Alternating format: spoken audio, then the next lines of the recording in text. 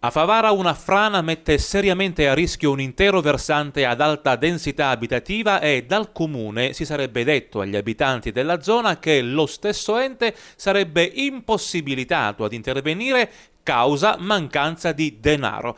Questo è quanto riferitoci dal signor Domenico Bruccoleri, ex sindaco di Favara ed abitante in Viale Aldo Moro, in un palazzo ubicato ai piedi del costone di via Piersanti Mattarella, nell'area adiacente alla villa comunale Giovanni Paolo II.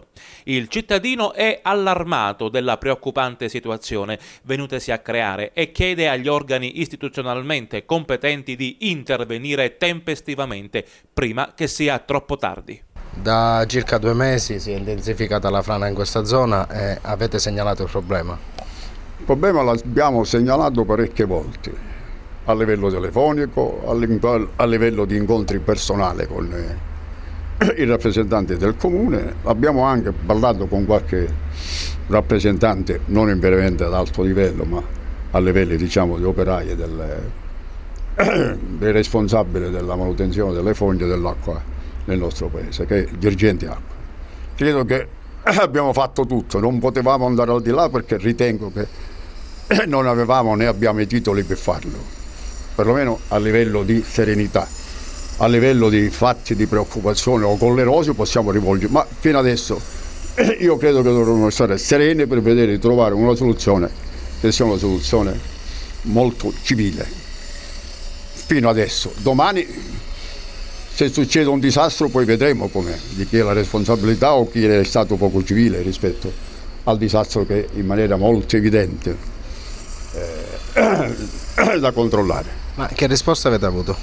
Abbiamo avuto questa risposta che non è una risposta, siamo senza una lira e non possiamo intervenire ed è drammatico non per il fatto che siamo senza soldi, che questa è una storia vecchia, non dico storica, ma è una storia vecchia questa cosa, ma non sono queste le risposte. Di fronte ad una frana che sicuramente, se continua a scendere così e se dovesse continuare a piovere anche nel mese di maggio o di giugno, questa frana diventerà una tragedia, perché rischiamo di mettere in serio pericolo questo palazzo, oltre che dal palazzo può portarsi appresso pure la collina dove abitava Chiapparo e altri amici che sono lì.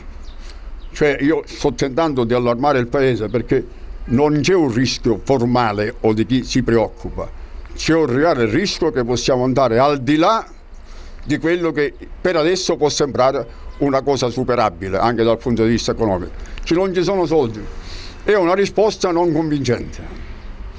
Quando un'amministrazione comunale non ha i soldi, ha gli strumenti per intervenire.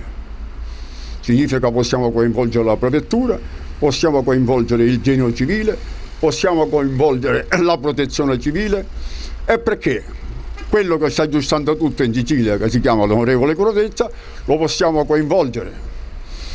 Oltre che, siccome il danno, se volete, non appartiene soltanto alle istituzioni, ma appartengono a loro i quali avevano il dovere e il diritto di intervenire allora quando è successo questo, sono quelli che hanno la responsabilità della manutenzione nel nostro paese, che si chiama Girgenti Acque, e con il suo consiglio di amministrazione e il suo presidente.